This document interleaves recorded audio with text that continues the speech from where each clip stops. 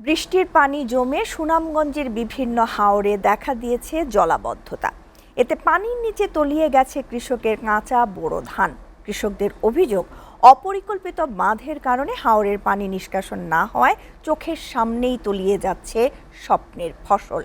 এদিকে ফসল রক্ষার বাঁধ কেটে পানি নিষ্কাশনের চেষ্টায় প্রশাসন ও কৃষকদের মধ্যে ঘটছে বাকবিতণ্ডার ঘটনা। তবে পানি নিষ্কাশনের জন্য কমিটি গঠন করা হয়েছে বলে জানিয়েছেন জেলা প্রশাসক। সুনামগঞ্জ প্রতিনিধি অলিউর রহমান সুমনের পাঠানো তথ্য ও চিত্র নিয়ে ডেস্ক রিপোর্ট। চলতি মৌসুমে সুনামগঞ্জের ছোট বড় হাওরের প্রায় 2,23,511 হেক্টর জমিতে বোরো ধান চাষাবাদ করা হয়েছে।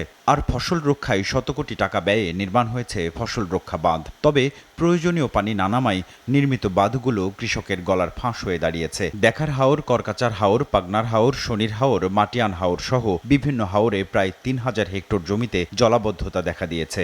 অনেকের দেখুন 4 জমিন করছে, কিন্তু দিনদারি করছে 50,000 টাকা এই ক্ষেত্রের উপরে। আপনার কাছে আমরা জোর দাবি, অবিলম্বে এই বান খাচ্ছে পানি নিষ্কাশন করুক। আমি 34 জমি করছিলাম, আমার 22 জমি চলে গেছে কি।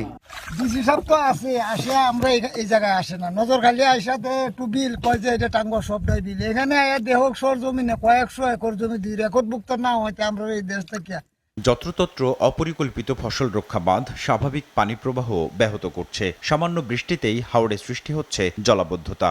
আমরা দেখেছি যে 30-40% ধান সবগুলো উপজেলার পানির নিচে আছে। এই পানির নিচে যে ধানগুলো আছে এগুলো যদি আরো 1 সপ্তাহ 2 সপ্তাহ থাকে তাইলে ধান আর কৃষক গড়ে তুলতে পারবেন না।